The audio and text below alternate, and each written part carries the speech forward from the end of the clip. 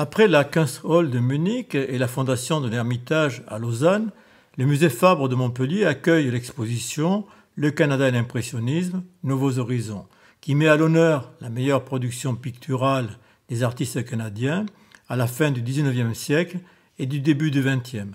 Cette exposition organisée par Katerina Atanasova, conservatrice principale de l'art canadien au Musée des Beaux-Arts du Canada, est une véritable source de plaisir et d'inspiration que je vous invite à aller voir dès que possible. Dans cette période de confinement, pour vous faire patienter, j'ai réalisé une vidéo dans laquelle je commente un certain nombre de tableaux, vidéos que j'aimerais vous faire partager. L'exposition Le Canada et l'impressionnisme rassemble environ une centaine de peintures de quelques 35 artistes canadiens qui proviennent d'importants musées et de collections particulières. Rarement montrées en Europe, les œuvres de cette exposition de Montpellier sont regroupées en 8 sections, je dirais plutôt 8 thèmes, retraçant le parcours des artistes canadiens depuis leur initiation à l'impressionnisme jusqu'à leur réinterprétation de ce mouvement dans leur pays, permettant ainsi l'émergence d'une avant-garde nationale. En cette fin du XIXe siècle, Paris rayonne en matière d'art et de culture. Les artistes nord-américains y viennent nombreux pour rejoindre l'école des beaux-arts ou les académies privées comme l'Académie Julian, l'Académie Colarossi ou encore l'Académie de la Grande Chaumière. Ces établissements prestigieux accueillent environ 200 artistes canadiens, dont un grand nombre de femmes, jeunes filles de la bourgeoisie aisée ou étudiants plus ou moins argentés. Toute cette jeunesse canadienne se loge à Paris, rive gauche, de préférence à Montparnasse, un quartier où elle puise ses sujets d'inspiration, bord de Seine, atmosphère de café ou de fêtes populaires, ou encore jardin du Luxembourg et scène de rue. Marqués par l'audace des œuvres de Monet, Renoir et Pissarro, ces Canadiens s'intéressent comme eux à la fugacité des atmosphères et au tumulte de la vie moderne. C'est notamment le premier thème de cette vidéo, Paris et la modernité.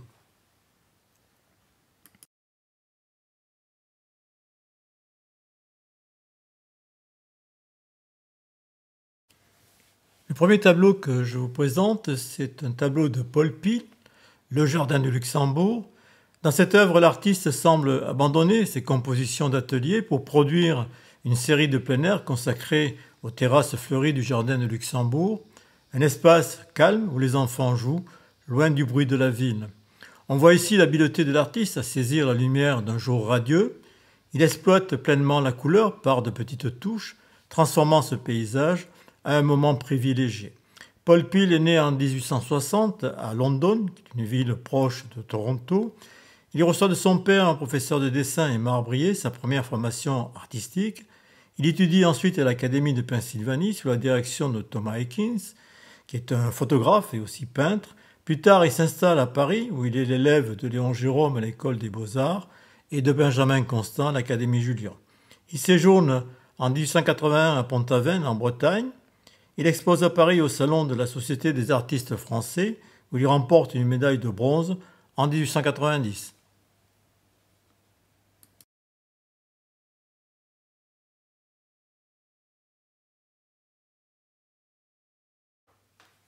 Le quai des Grands Augustins de James Wilson Morris. Il est né à Montréal en 1865, passant sa majorité de sa carrière à Paris. Morris fréquente pendant une courte période l'Académie Julian. Il poursuit sa formation avec les peintres de l'école de Barbizon. Alors, l'école de Barbizon n'est pas vraiment une école, mais elle désigne d'une façon informelle une succession de générations de peintres paysagistes établis autour du hameau de Barbizon qui ont le désir de peindre en plein air et d'après nature dans la forêt de Fontainebleau. Maurice réalise à l'extérieur des esquisses qu'il transpose ensuite sur la toile dans son atelier à Paris. Devant son atelier à Paris, en 1899, il peint les étals des bouquinistes installés sur le quai des Grands Augustins. Si dans cette œuvre, la perspective oblique montrant le Pont-Neuf sur la gauche est inhabituelle, la représentation des bouquinistes demeure parmi les images de Paris les plus emblématiques.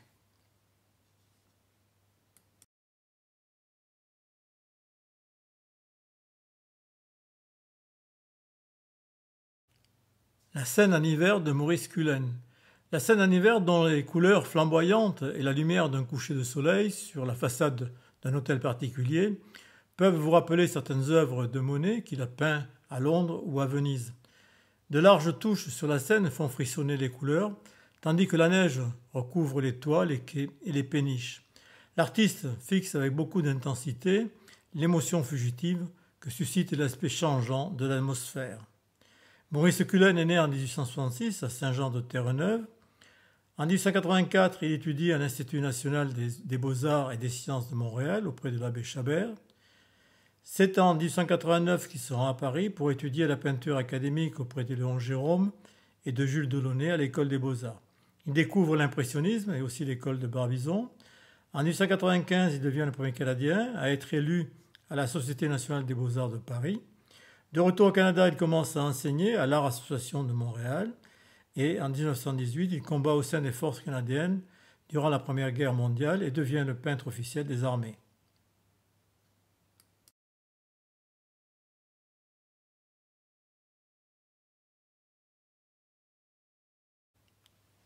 L'omnibus de James Wilson Morris, une œuvre exceptionnelle pour sa qualité historique et la précision du détail. On voit les lampes des véhicules et d'un café qui se reflètent sur la chaussée humide, apportant une note colorée dans cette atmosphère pluvieuse. Depuis le décret de 1899, le feu rouge à l'arrière des véhicules hippomobiles est obligatoire. Ce sont des lampes acétylène. La lampe verte à l'avant et au centre du tableau est probablement une fantaisie de l'artiste ou du cocher.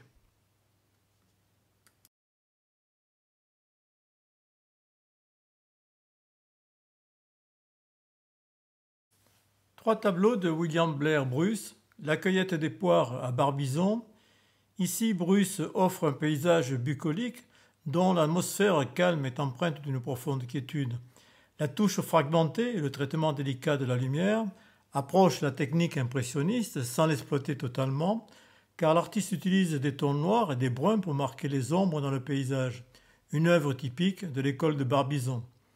Giverny, c'est dans cette œuvre, réalisée 5 ans plus tard, que l'on peut voir l'évolution de l'artiste et sa conversion à l'impressionnisme, avec sa palette claire faite de couleurs pures et de touches fragmentées. Paysage avec coquelicot, cette œuvre réalisée à Giverny durant l'été 1887, avec ses taches rouges vermillon dans un champ pentu, évoque en particulier l'étoile du maître.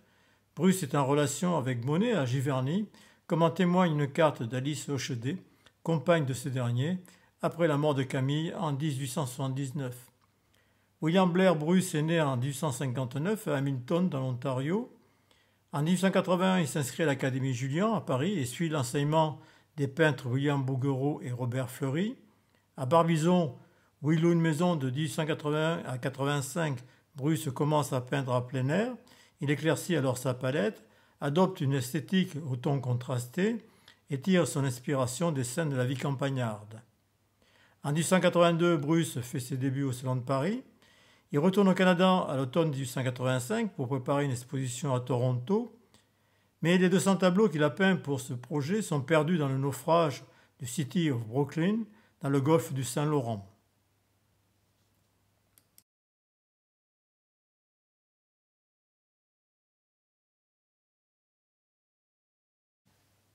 Au bord de la forêt de Fontainebleau de William Brynner. William Brynner est né à Greenock, en Écosse. Sa famille émigre au Canada en 1857 et s'installe à Montréal, où il étudie le français au petit séminaire de Sainte-Thérèse de Blainville. En 1878, William Brynner se rend à Paris et s'inscrit à l'Académie Julian. De retour au Canada en 1880, il enseigne à l'École des beaux-arts d'Ottawa et de Montréal. Ses cours formeront plusieurs artistes, dont Clarence Gagnon, Edwin Holguet, Hélène McNichol et Prudence Heward. Au bord de la forêt de Fontainebleau, cette œuvre présente une certaine affinité avec la manière des peintres de Barbizon et montre un intérêt nouveau pour la simplicité modeste du paysage. Les tons feutrés et sombres restituent la tranquillité rustique d'un moment en magnifiant le caractère imposant de la forêt. Brynner décrit son tableau comme un paysage pur. Le sujet comporte tellement de détails que je crains de ne pas créer suffisamment d'effets. Les couleurs dans la nature sont extrêmement délicates. L'artiste exprime ici un certain doute sur son travail. Si certains artistes canadiens sont déjà familiers avec la peinture de plein air grâce à la formation qu'ils ont reçue en Amérique du Nord. La découverte des différents courants artistiques français bouscule leur manière d'appréhender le paysage. Le credo des impressionnistes français représentait non pas le paysage, mais la sensation qu'il produit. Alors ces Canadiens vont s'adapter à ces nouveaux courants en éclaircissant leur palette et en explorant les effets de la lumière, qui devient un thème pictural qui ne sert plus qu'à définir l'espace et le volume. Les Canadiens sillonnent l'ouest et le nord de la France et réaliseront de nombreux paysages de la campagne française. Ces œuvres, dotées du charme de l'inconnu pour le public canadien, seront exposées à Montréal et à Toronto.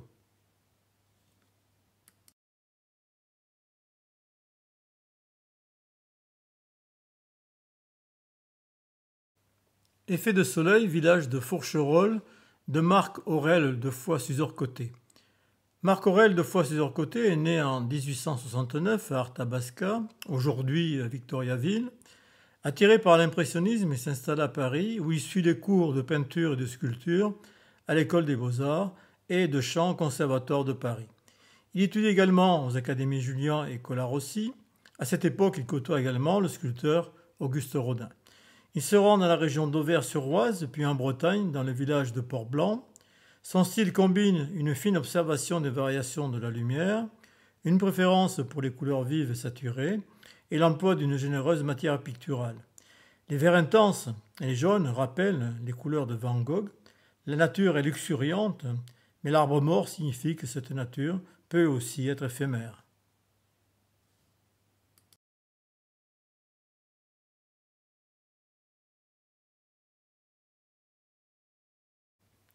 Le pique-nique d'Henri Beau. Henri Beau est né en 1863 à Montréal. Il prend ses premières leçons de dessin et de peinture à Montréal, chez l'abbé Chabert. Il s'installe à Paris et s'inscrit au cours de Bouguereau, à l'Académie Julian, fréquente l'atelier de Léon Bonnat à l'Académie Colarossi et prend des leçons de Jérôme à l'École des Beaux-Arts. Sa carrière commence officiellement lorsqu'il remporte le 3e prix de peinture à l'Exposition universelle de Paris en 1900. Installé à Paris entre les deux guerres, il occupe le poste de peintre officiel des Archives publiques du Canada. Il est nommé officier de l'Académie française.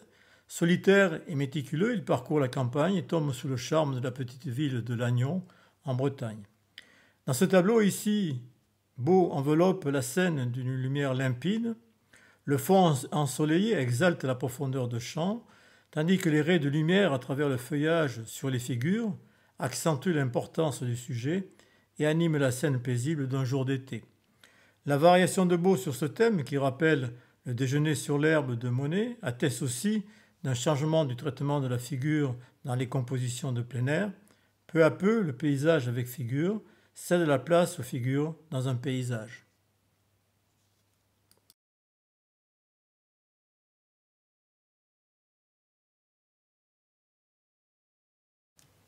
Septembre ensoleillé d'Hélène Magnicol. Elle est née en 1879 à Toronto.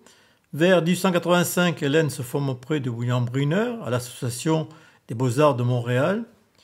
Elle peignit surtout des femmes au travail et des scènes d'extérieur où le thème de la mer est très présent, ces sujets s'inscrivant dans la tradition des femmes peintres impressionnistes telles que Berthe Morisot ou Marie Cassatt. The Family Herald Tribune notait avec justesse, son style est ample et simple. Elle suit, sans aucune affectation, avec une sincérité absolue, les préceptes de l'école moderne qui privilégie les effets du soleil.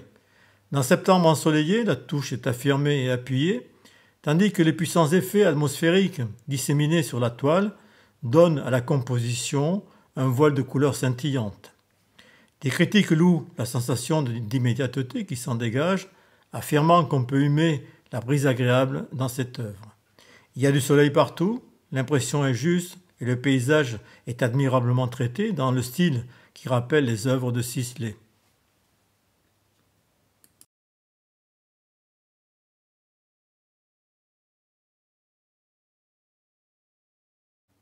Un très beau tableau d'Ernest Lamson, Moret-sur-Loing. L'artiste est attiré par la beauté de Moret-sur-Loing, une bourgade à la topographie singulière prisée par Renoir et Sisley. Lors de son séjour, Lamson rencontre Sisley, qui est séduit par la façon dont l'artiste saisit les variations saisonnières des couleurs et de la lumière, qui, dans cette œuvre, structure de belle manière les espaces et les volumes. Ernest Lambson est né en 1873 à Halifax, en Nouvelle-Écosse. En 1891, il s'établit à New York et s'inscrit à la Ligue des étudiants en art, où il a pour maître John Henry Twachtman, qui l'a initié à l'impressionnisme. Lambson se rend à Paris en 1893 et il étudie à l'Académie Julian, dans les ateliers de Benjamin Constant et de Jean-Paul Laurent. Ses peintures représentent des paysages solitaires, le plus souvent sans figure.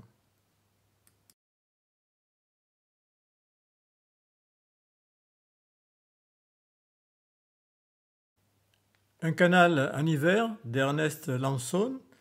L'artiste use de la lumière froide et remplace la touche homogène et ses teintes par des empattements de couleurs audacieuses et des larges coups de pinceau plus irréguliers et insistants. La composition rappelle la série de Monet consacrée à la débâcle de la Seine et notamment les glaçons de 1880.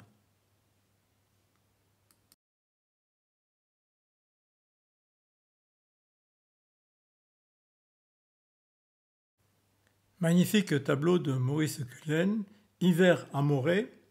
Dans cette œuvre, l'artiste s'aventure dans l'exploration des effets éphémères de la lumière. Le miroitement de l'eau au premier plan est rendu par une touche large et appuyée. La lumière traverse l'immobile surface gelée. Un rose vibrant fait osciller ses reflets d'une rive à l'autre. La couleur, prise en larges touches rompues, éclaire jusqu'aux ombres du paysage. Sur la rive opposée figure un lavoir, symbole impressionniste récurrent dans les œuvres de Camille Pissarro ou de Sisley. Cette œuvre est célébrée comme une des compositions hivernales les plus accomplies du peintre canadien.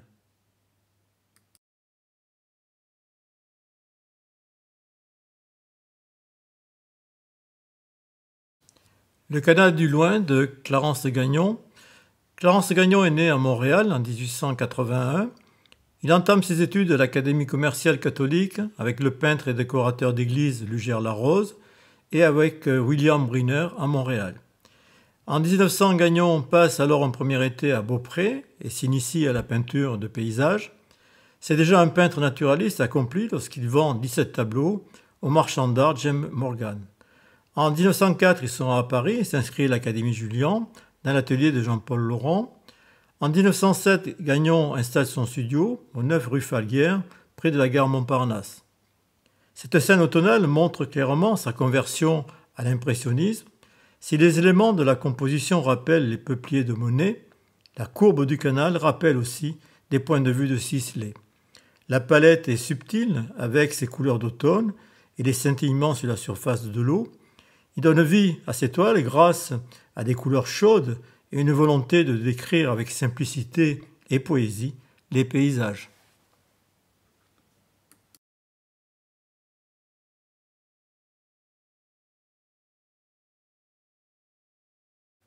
Chez Vallée de la Marne de William Henry Clapp. Il est né en 1879 à Montréal. Il est né citoyen américain. Il a été formé par William Briner à Montréal et il a passé 4 ans à Paris où il a suivi les cours de l'Académie Julian, de l'Académie de la Grande Chaumière et de l'Académie Colarossi.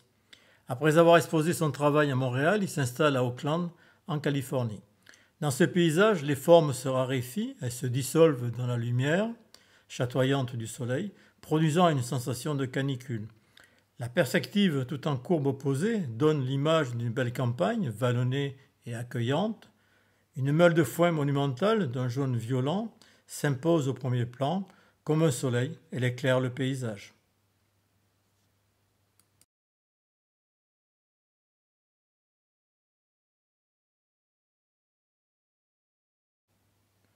Nous quittons la campagne pour aborder le thème sur les côtes françaises.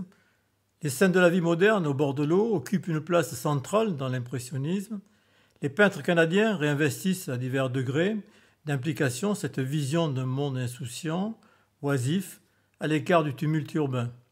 Les images des bords de mer, de plages et de baies, avec leurs touches délicates et expressives, leur lumière chatoyante, leur palette ouverte et leurs formes sans modeler, exigent des artistes des compositions et un espace pictural organisé, des points de vue réalistes et des coups de pinceau assurés, dans des couleurs qui maintiennent l'équilibre entre le ciel et la mer. La mer bleue, sur la plage de Saint-Malo d'Hélène McNicoll, l'artiste sollicite une gamme limitée de couleurs vives et une lumière claire et diffuse. Les larges coups de pinceau accentuent la sensation de fluidité et de mouvement. La simplicité du décor, la mer et le sable mettent en valeur les personnages et l'immédiateté de l'instant.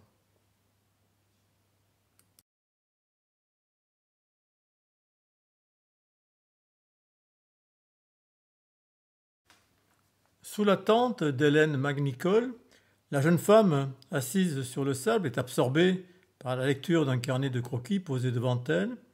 Occupant presque tout l'espace pictural, elle est vêtue d'une belle toilette sous le couvert d'une tente de plage. L'artiste utilise des tons violets et turquoises sur la robe blanche pour représenter les ombres.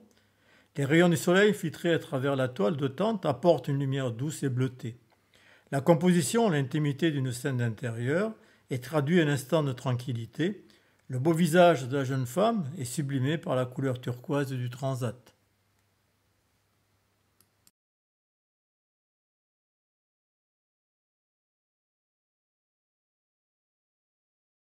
Brise d'été à Dinard de Clarence Gagnon.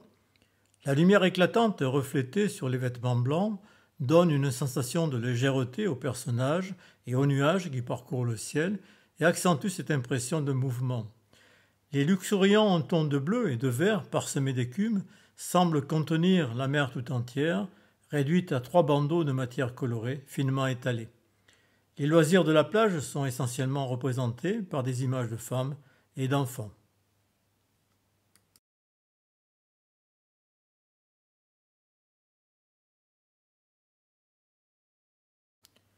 La jeune glaneuse ou les papillons de Paul Pil. Pil, qui vivait à Paris dans les années 1880, a été probablement influencé par le style académique de Jules Breton, dont le chant de l'alouette a inspiré de nombreux impressionnistes.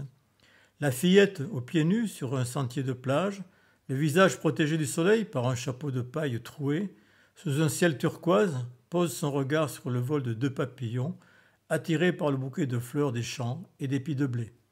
Les 2 papillons et les fleurs délicates peuvent se lire comme la métaphore de la nature éphémère et de la fugacité de l'enfance. Cette œuvre simple et lumineuse témoigne d'une facture que l'on pourrait qualifier de juste milieu entre naturalisme et impressionnisme.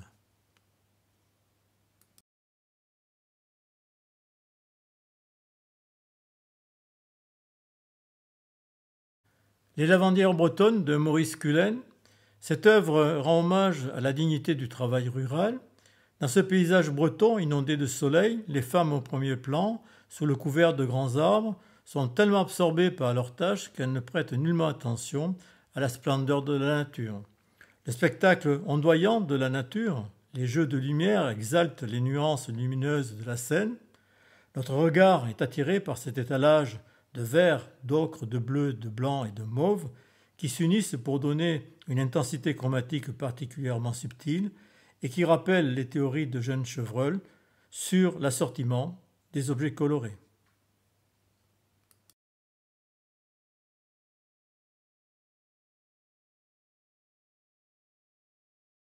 Femme à l'ombrelle d'Henri Beau. Cette œuvre traite un sujet totalement lié à l'impressionnisme et au fameux tableau de peint par Monet en 1875. Beau applique la lumière avec concision et finesse. Il la dissémine le long du chemin au premier plan pour guider l'œil du spectateur vers le haut de la composition où se trouve son véritable sujet. Les taches papillonnantes ou papillotantes et les 2 haies d'un vert sombre nous guident aussi vers cette maison inondée de soleil.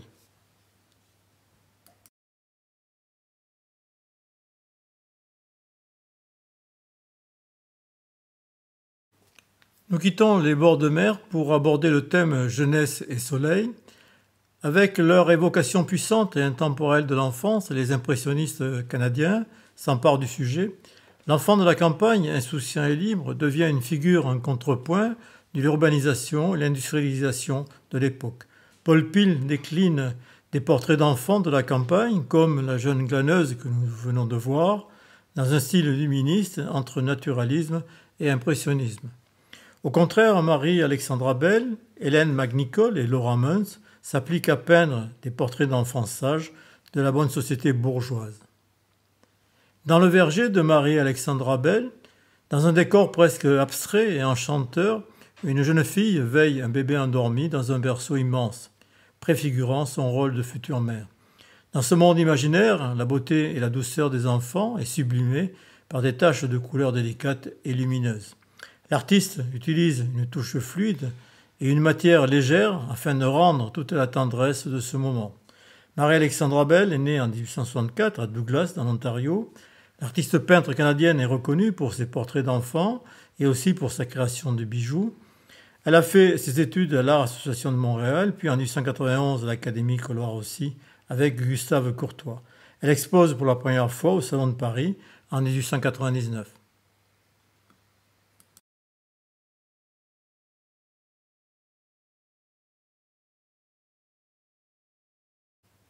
En ramassant du bois de Henri Rosenberg.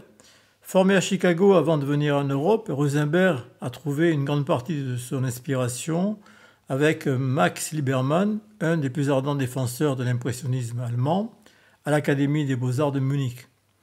Il fait la connaissance de Whistler et de Gauguin à Pont-Aven.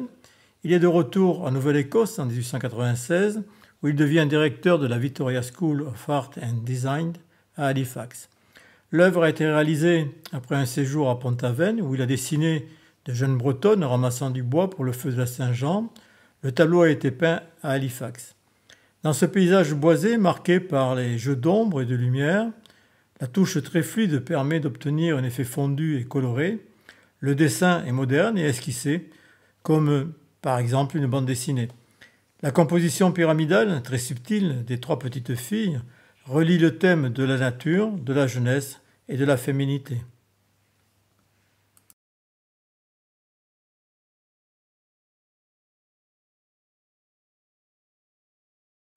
À la fenêtre de Laura Muns.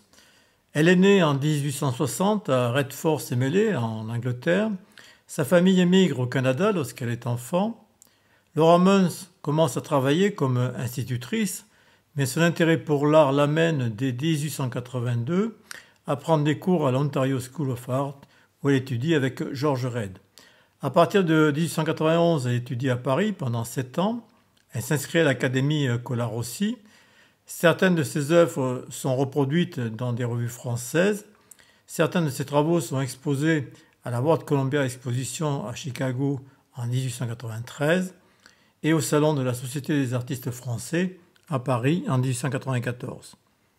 Le tableau représente un jeune garçon et sa grande sœur en train de lire un grand livre, confortablement adossés au large coussin, tandis que la lumière chaude qui pénètre par la fenêtre derrière eux éclaire les pages du livre et par reflet illumine leur visage. Absorbés par la lecture, ces deux enfants, au beau visage, sont particulièrement sages, temps de détente et de repos, probablement avant le coucher du soir.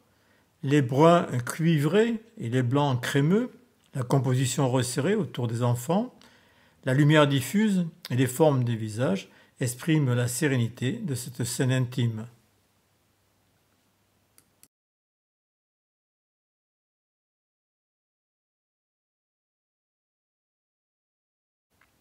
La fillette avec son chien, Bas-Saint-Laurent de William Brunner. La jeune fille est assise dans une attitude maîtrisée et convenable, comme si la discipline exigée au chien s'appliquait à elle-même. La sévérité de son visage contraste avec le regard doux de l'animal, dont les oreilles cassées traduisent une obéissance presque affectueuse. L'artiste a réussi à mettre une figure en plein air, comme Basile avec sa vue du village, qu'il a peint en 1868.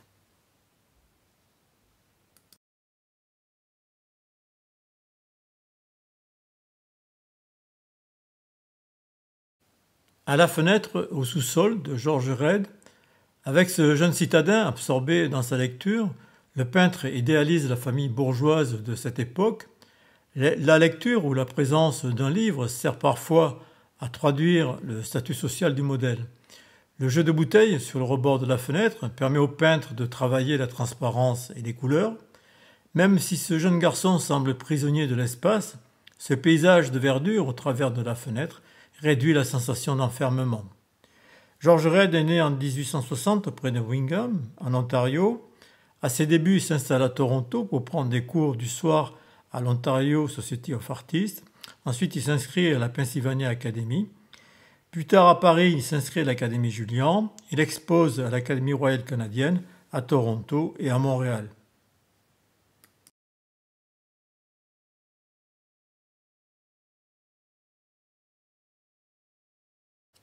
Le temps des cerises d'Hélène McNicoll, l'artiste privilégie les teintes où dominent les jaunes et les bleus, permettant de fondre les figures dans un décor peint en grandes touches allongées, comme Berthe Morisot, l'artiste peint clair et moderne, exploitant les couleurs suscitées par la lumière du soleil et ses reflets.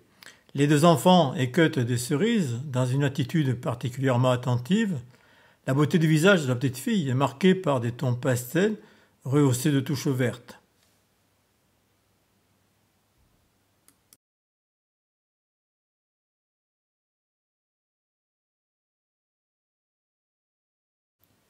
Un très beau tableau de Suzor Côté, Jeunesse et Soleil, une des œuvres les plus célèbres de l'artiste. Dans cette œuvre, illuminée par un soleil radieux, une jeune femme très élégante est assise sur un banc au bord de l'eau.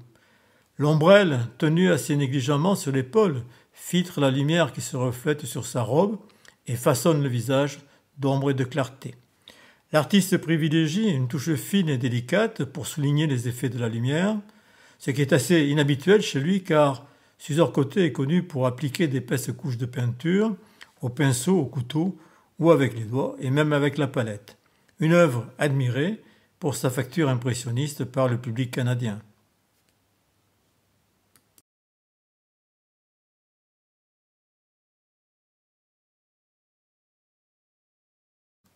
De nombreux artistes canadiens sont attirés par le Midi de la France, comme Maurice qui peint une corrida à Marseille, mais ce n'est qu'une étape vers l'Italie, Rome ou Venise. La Première Guerre mondiale va bouleverser les échanges et les voyages à travers l'Europe. La plupart des peintres retourneront chez eux, d'autres voyageront loin du conflit vers des destinations de choix, comme Cuba pour Maurice, ou les Caraïbes pour Franquin Bonwell qui peint en attendant les bateaux de Nevis.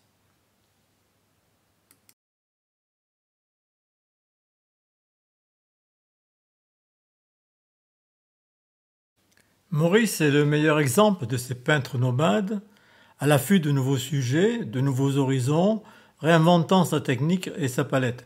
Il se déplace vers les couleurs vives de l'Espagne, de l'Afrique du Nord, et notamment à Tanger, où il peindra en 1912 en compagnie de Matisse. Dans cette œuvre, Tanger, la courbe de la baie, l'étendue sablonneuse, la ville et le ciel tourbillonnant, avec ses traits rouges comme un incendie, se rejoignent pour former une composition équilibrée. Maurice utilise des tonalités sourdes pour montrer la puissance du soleil qui sature les couleurs de la ville, du ciel et de la mer. Les deux cavaliers au premier plan sont peints pour donner un effet de proximité et de mouvement.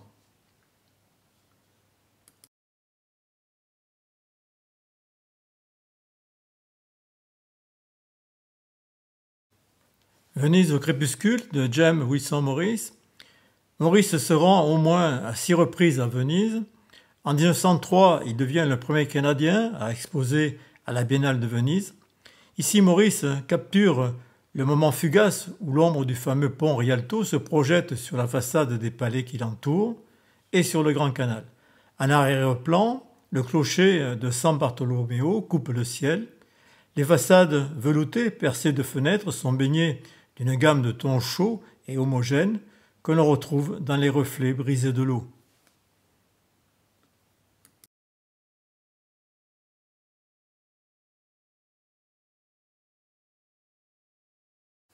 Maintenant, nous abordons le thème de l'univers féminin. Les portraits de jeunes femmes absorbées par une occupation ou un divertissement sont autant d'instantanés de la vie bourgeoise. Dans l'interprétation moderniste de ces scènes de genre, le traitement formel l'emporte souvent sur la dimension narrative ou psychologique. Alors que le nu féminin est un genre quasiment inexistant au Canada à cette époque, des artistes comme Suzor Côté ou Arthur Dominique Roser contribuent à son développement. Symphonie pathétique de Suzor Côté, le titre de ce nu féminin en plein air est une référence à la 6e symphonie de Tchaïkovski. Au 4e mouvement, la symphonie se termine par un adagio Lamentosou. Les larges coups de pinceau et de grands aplats de couleurs chargent le ciel orageux d'une émotion dramatique. Le dos du modèle devient une surface sur laquelle l'artiste expérimente la couleur, les ombres et les contrastes. On peut imaginer cette femme en pleurs posant sa tête sur ses avant-bras avec sa chevelure qui s'écoule comme un flot de larmes.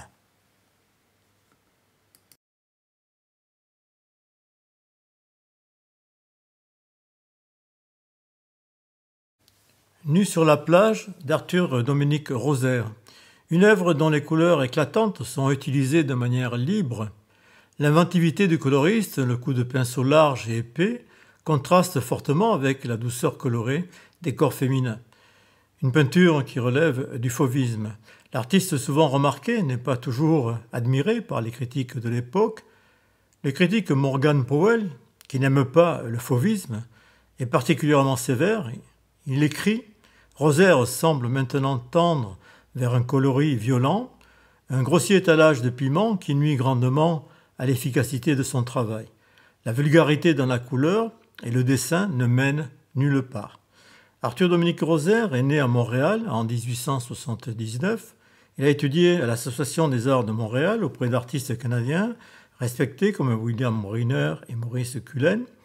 Mieux connu pour ses scènes hivernales, il est tout aussi habile à rendre la lumière douce et chaude des jours d'été.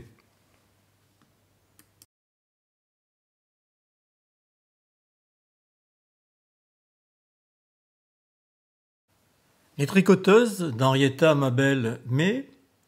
Elle est née en 1877 à Montréal.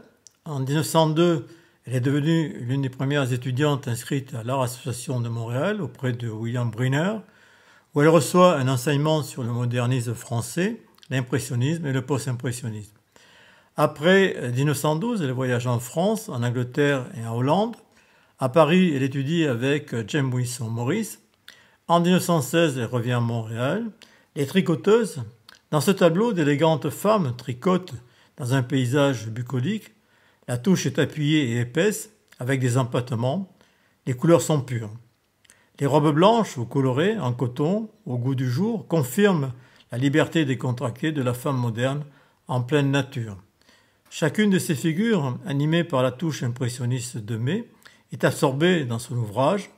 En fait, elle tricote des chaussettes pour les soldats de la guerre de 14-18.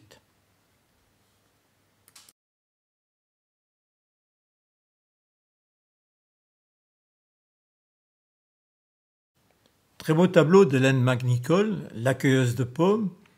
Les couleurs vives et la touche impressionniste font fusionner la silhouette de la jeune femme et le paysage. L'ombre colorée qui tombe sur le tablier et le chemisier porte les mêmes nuances de ton que le verger qui l'entoure. L'œuvre est d'une beauté surprenante et parfaitement équilibrée, avec sur la gauche au premier plan un panier d'osier rempli de pommes, une nature morte rare dans la peinture canadienne. L'artiste a su avec bonheur concilier les tonalités colorées avec la lumière et nous donner une image reposante d'un travail qui pourrait s'avérer fastidieux.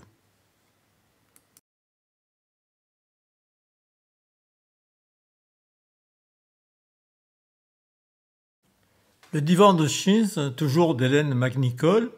Le divan de Chins qui donne le nom à cette œuvre se trouvait dans l'atelier de l'artiste qui vivait et travaillait à Londres. La toile de Chins est caractérisée par des couleurs vives et un toucher soyeux, très utilisé au XIXe siècle pour l'ameublement et la décoration. L'artiste prend pour modèle sa compagne Dorota Sharp, elle aussi artiste peintre. Hélène McNicoll saisit la jeune femme absorbée dans ses travaux de couture, dont la robe blanche a pour effet d'éclairer la scène, contrepoint des motifs floraux passablement surchargés. Le rideau qui cache la fenêtre contraste lui aussi par son ton uni avec les compositions florales du canapé.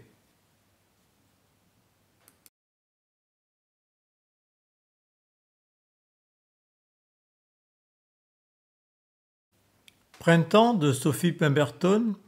Elle est née à Victoria, en Colombie-Britannique, c'est une partie du Canada, donc côté Pacifique, en 1869. Elle fréquente la Shred School of Art de Londres, de 1892 à 1896, et ensuite l'Académie Julian à Paris. Son tableau sera admis au Salon des artistes français en 1902 Comme Berthe Morisot ou Eva González, l'artiste place son sujet féminin pensif dans un cadre bucolique. L'artiste montre beaucoup d'ampleur et d'empathie, d'habileté impressionniste et d'aisance dans l'utilisation des couleurs. Les cerisiers en fleurs rappellent les œuvres de Van Gogh. La jeune femme a profité de quelques instants de repos pour cueillir quelques fleurs. Son sourire nous laisse imaginer qu'elle a des pensées heureuses.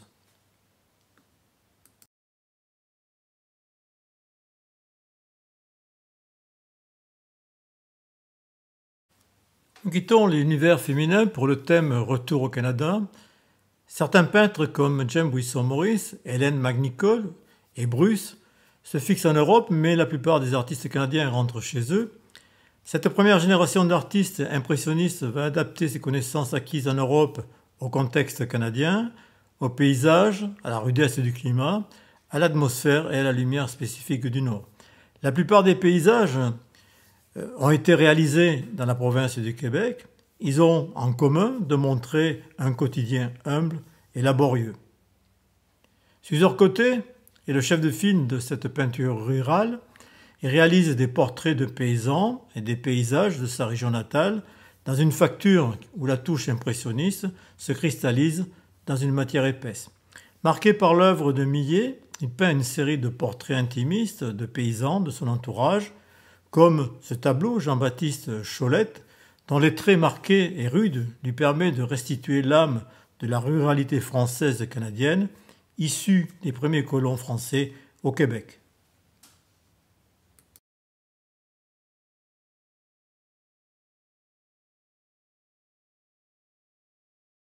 Très beau tableau de Marc Aurèle de Foix-Suzor-Côté, Dégel Arthabasca, une œuvre considérée comme un travail véritablement canadien, susceptible de satisfaire ceux qui aspirent à un art national. Ici, la lueur dorée du soleil couchant, comme un incendie, se reflète sur les flaques d'eau. Une lumière diffuse et humide unifie le paysage, tandis que la touche épaisse met en valeur la forêt. La neige, peinte dans une palette chromatique vibrante, est teintée de rose, de bleu et de vert, magnifique.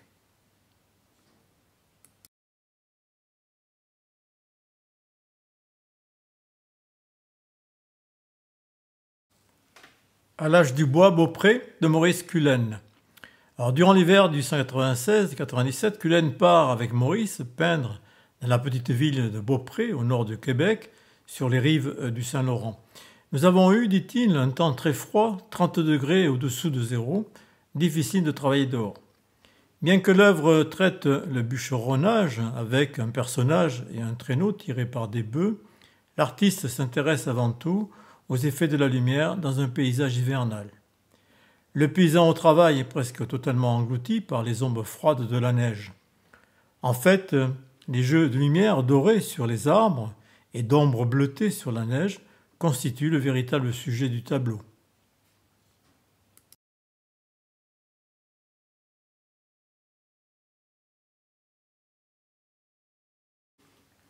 Montréal, qui compte à cette époque 300 000 habitants, est la plus grande ville du pays, suivie par Toronto. C'est dans ces grandes villes que se développe tout un tissu culturel. Quelques grandes fortunes de l'industrie et de la finance sont autant de collectionneurs avertis et influents. De même, l'Art Association de Montréal et celle de Toronto, ainsi que la Royal Canadian Academy, se dotent d'espaces d'exposition et soutiennent les artistes. Comme les impressionnistes l'ont fait à Paris, les peintres canadiens peignent leur ville. Les paysages urbains s'attachent à montrer des villes en pleine expansion entre modernité et tradition. En attendant le bac de Robert Pilot, le bac à vapeur permettant la traversée du Saint-Laurent participe à une vision moderniste du développement du pays, alors que les traîneaux tirés par les chevaux montrent une image de l'activité beaucoup plus traditionnelle. Vous remarquerez sur le haut de la colline la citadelle de Québec qui domine le Cap Diamant sur le Saint-Laurent. Robert Pilot est né en 1898 à Saint-Jean-de-Terre-Neuve. Il a étudié à Montréal avec William Briner, puis en mars 1916, il s'est engagé dans l'armée au sein du corps expéditionnaire canadien pendant la Première Guerre mondiale. De 1920 à 1922, il a étudié à l'Académie Julian à Paris. En 1922, il expose au Salon de Paris des œuvres impressionnistes. À son retour au Canada en 1925, il est élu membre de l'Académie royale des arts du Canada. Il s'est de nouveau engagé en 1941, pendant la Seconde Guerre mondiale, en tant que capitaine dans le régiment des Black Watch. Il a été décoré de l'Ordre de l'Empire britannique en 1944.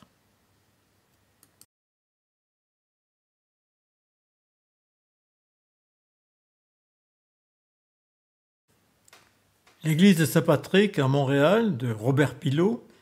Ici, le toit et le clocher de l'imposante église, la plus ancienne paroisse catholique anglophone de la ville, baignent dans la lumière du soleil d'hiver, tandis que des personnages qui cheminent dans l'ombre suggèrent que la messe vient de se terminer. Le clocher de l'église équilibre la composition, contrepoint de l'arbre de gauche, dont la ramure dénudée est frappée par les rayons rouges et roses du soleil. Les vitraux de couleur verte apportent une note de printemps dans ce paysage hivernal.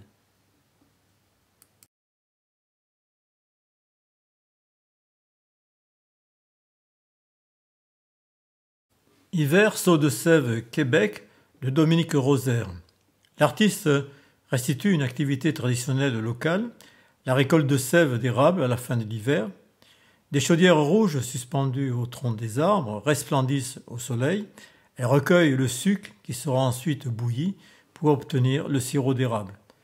Les ombres bleues mettent en valeur les arbres, élargissant l'espace pictural. La toile est lumineuse sous l'effet de la neige. L'artiste utilise avec succès une multitude de couleurs complémentaires au second plan et traduit parfaitement l'image d'une journée froide mais très ensoleillée.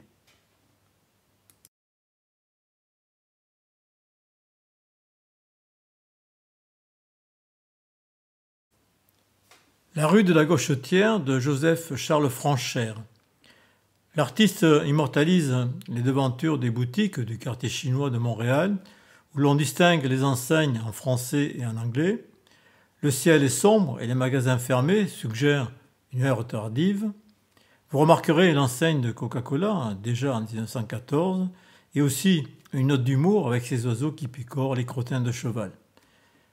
Les câbles électriques et un traîneau tiré par un cheval opposent modernité et tradition, mais aussi la jeunesse et la vieillesse avec ce jeune enfant et la vieille dame qui s'appuie sur une canne. Joseph Charles Franchère est né en 1866, au cœur du Vieux-Montréal, tout près de l'église de Notre-Dame. Sa formation en dessin se fait d'abord à l'Académie commerciale du Plateau et aussi avec l'abbé Joseph Chabert à Montréal. En 1888, il s'installe à Paris, au 15 rue Saint-Sulpice. Il est admis dans la section peinture à l'École des Beaux-Arts de Paris en février 1891.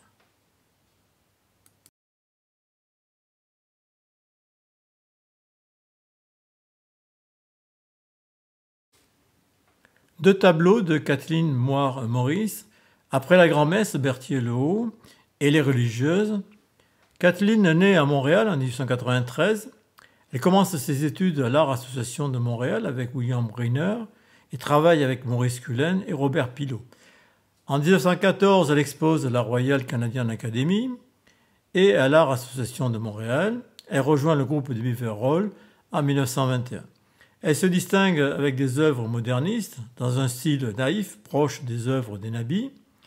Dans ce tableau, Après la grand-messe, Berthier-le-Haut, les couleurs sont intenses, disposées par de larges coups de pinceau. La ligne retrouve une place importante, aidant à préciser les contours des figures. Tout en simplifiant les formes, les personnages semblent figés et se détachent sur un fond de neige, engourdis par le froid à la sortie de la messe. Les religieuses, Québec. Petite scène pittoresque où les robes noires des religieuses et les fenêtres cernées également de noir intensifient la couleur monochrome du prieuré. Les principales caractéristiques de Nabi résident dans l'emploi des couleurs en aplat, cloisonnées ou cernées, par des tons noirs plus ou moins dégradés, avec une palette de couleurs restreinte.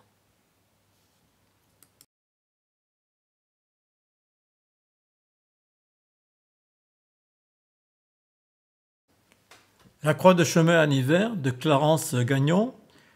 Au premier plan, dans l'ombre du soleil couchant, une croix de bois s'impose dans un paysage d'automne, avec cloué sur le dessus les symboles de la mort du Christ l'échelle pour la déposition, la lance de Longin et aussi la couronne d'épines. L'homme sur le traîneau se découvre pour saluer respectueusement la croix, l'artiste voulant montrer que la religion catholique est profondément ancrée dans ce pays et représente une valeur morale et spirituelle.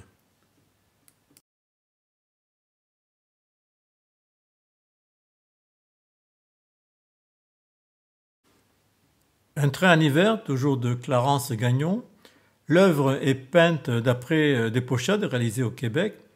Le motif des chemins de fer en est symbole majeur de l'industrialisation du pays, immortalisé par la série de Monet sur la gare de Saint-Lazare. Le sujet est transposé ici dans les grands espaces canadiens. Le contraste est frappant entre cette machine armée de son chasse-neige, crachant une fumée noire, épaisse, et la douceur du paysage, avec cet espace enneigé blanc aux ombres bleutées. Le ciel se teinte de rose et de vert, laissant le spectateur imaginer le futur printemps qui sera au rendez-vous des saisons. Gagnon excelle dans la composition des grands espaces canadiens qui sont devenus populaires auprès du public parisien. Gagnon est le premier artiste canadien à présenter une exposition personnelle à Paris en 1913. En 1916, Gagnon illustre le roman de Louis Hémon, Maria Chapdelaine, roman de la Terre, dont l'édition connaîtra un immense succès en France.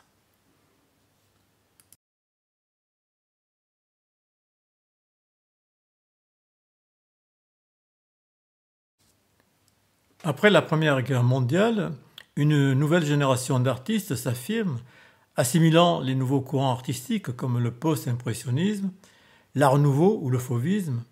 Deux groupes s'affirment en 1920, le groupe D7 à Toronto et le groupe Beaver Hall à Montréal. Le groupe D7 constitue une école paysagiste ancrée dans une quête de tradition et d'identité nationale, alors que le groupe de Beaver Hall est plus éclectique. Une vingtaine de jeunes artistes, hommes et femmes, s'emparent des sujets d'après-guerre, portraits, vie urbaine, scènes de vie quotidienne, avec une farouche volonté de modernité. Un automne en France d'Émilie Carr. Émilie Carr est née en 1871 à Victoria, en Colombie-Britannique. Elle est une des artistes les plus reconnues au Canada. Ses peintures ont pour thème les forêts de sa région et l'art totémique des autochtones. Elle part en France en juillet 1910 avec sa sœur Alice, qui lui sert d'interprète. Elle fera partie du cercle de Gertrude Stein, Matisse et Picasso. Elle s'inscrit d'abord à l'Académie Colarossi, puis avec John Duncan Ferguson à l'Atelier Blanche. C'est là qu'elle apprendra les techniques du divisionnisme et du fauvisme. Durant l'été 1911, elle s'installera à Crécy-en-Brie, où elle peint Un automne en France. Le sens du mouvement et de la profondeur qui s'exprime dans cette œuvre montre la conversion rapide de l'artiste aux nouvelles tendances de l'art moderne et à la palette du fauvisme.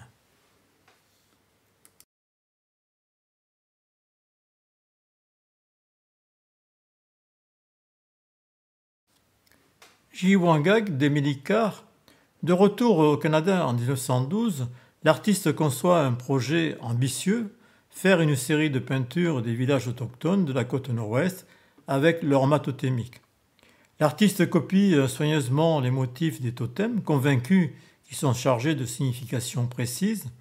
Elle élabore une composition saisissante avec ses couleurs saturées et un traitement pointilliste du ciel, avec une tendance art nouveau.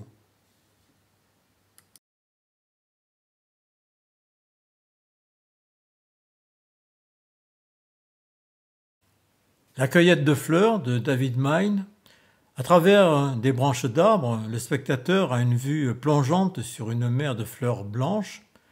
Presque cachées sous ce manteau fleuri, deux jeunes femmes vêtues de robes blanches et un homme chapeauté et en costume bleu s'affairent dans le verger.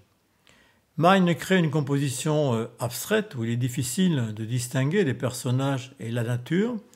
La colline verte et le ciel bleu, en couleur pure, deviennent des éléments décoratifs dans le sillage des œuvres de Matisse que l'artiste a pu voir à New York.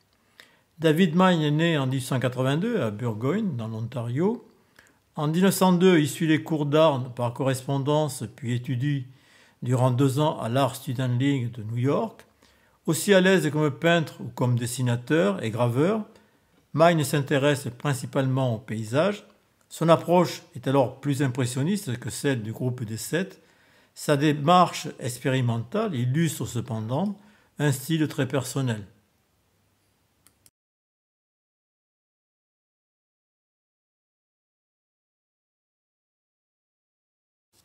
Le portrait d'Anna de Prudence Heward. Prudence Heward est née à Montréal en 1896. Très jeune, elle montre un intérêt pour la peinture et entreprend dès l'âge de 12 ans des leçons de dessin à l'Art Association de Montréal. En 1924, elle présenta sa première exposition à l'Académie royale des beaux-arts de Toronto. Voulant améliorer ses talents, elle s'installa dans le quartier de Montparnasse à Paris entre 1925 et 1926. Elle étudia à l'Académie Colarossi et fréquenta la brasserie du Dôme. Brasserie qui est fréquentée par de nombreux artistes à cette époque et écrivains nord-américains, dont Ernest Hemingway et Francis Scott Fitzgerald. Le portrait d'Anna, dans un paysage enneigé et d'inspiration cubiste, la forme est solide, cernée de contours nets et de couleurs vives. Les courbes de sa silhouette inerte répondent à celles de l'arbre dénudé qui semble la soutenir. Si son regard vous paraît las, un peu endormi, par contre sa pose est d'une grande puissance expressive. L'artiste est à l'avant-garde de la riche production des portraits du groupe de Beaver Hall.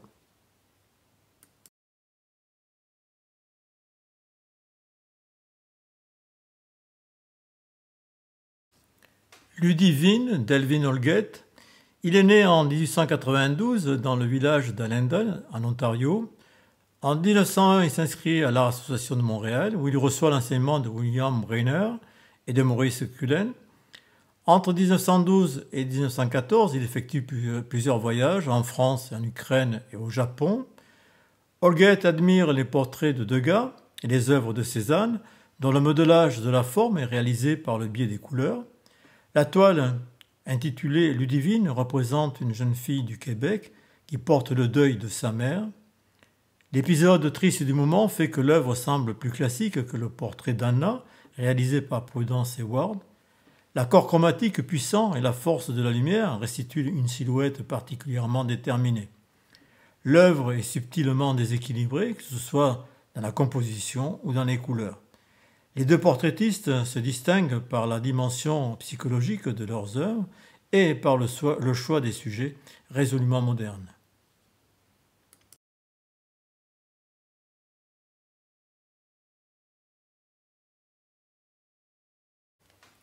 Le groupe des Sept, vers 1910, un cercle de jeunes artistes de Toronto se constitue dans le but de renouveler la peinture académique et ambitionne de créer un art exclusivement canadien, enraciné dans le paysage. Ils adoptent une touche audacieuse et épaisse, une couleur soutenue et des motifs décoratifs hérités du post-impressionnisme. Ensemble, ces artistes sillonnent le nord de Toronto, le parc des Algonquins, le lac supérieur, et ils en célèbrent les paysages sauvages. La mort de Tom Thomson en 1917, dans des conditions mystérieuses, fera de lui une figure mythique, symbole de l'artiste aventurier. L'artiste réalise des compositions décoratives comme Splendeur d'automne et Première neige, façonnées de courbes sinueuses et couleurs vives appuyées, montrant une nature qui lutte pour sa survie en milieu hostile et sauvage.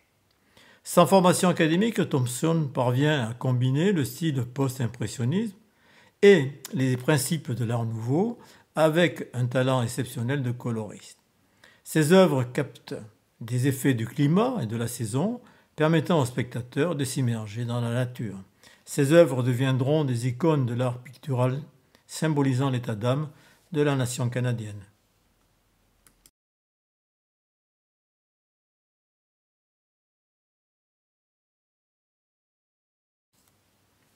La maison du guide algonquin d'Arthur Lismer. Arthur Lismer est un peintre et enseignant né à Sheffield, en Angleterre, en 1885. Lismer fait ses études à l'Académie royale des beaux-arts d'Anvers, puis il émigra au Canada en 1911. Il commença sa carrière comme professeur à la Victoria School of Art and Design d'Halifax et en 1920, il forme le groupe des Sept. En 1914, il rejoint Tom Thomson au parc des Algonquins. Dans cette œuvre, il applique une touche pointilliste. L'artiste capture avec brio les couleurs lumineuses de l'automne et la ligne frêle des bouleaux. La cabane assez rustique du guide et les quelques outils comme la pierre des remouleurs qui traînent autour de la cabane montrent la rudesse de la vie à la campagne et les conditions précaires de cette population autochtone. On est loin de la chanson « Ma cabane au Canada » chantée par Lynn Renaud.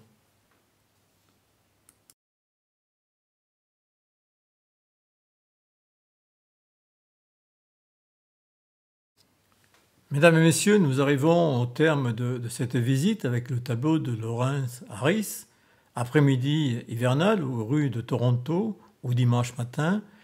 Harris, qui s'est formé à l'Académie de Berlin, est déterminé à constituer un nouveau style pictural susceptible de capter le génie du lieu. La visite de l'exposition scandinave à Buffalo, aux États-Unis, en 1913, où sont exposées des œuvres d'Edvard Munch et d'Anders Zorn, sera déterminante pour Harris, qui produira une peinture de paysage qui revêt une connotation symboliste du post-impressionnisme scandinave. Dimanche matin, une rue de Toronto, après-midi hivernal, l'œuvre vous paraît étrange. Harris décrit son tableau avec poésie.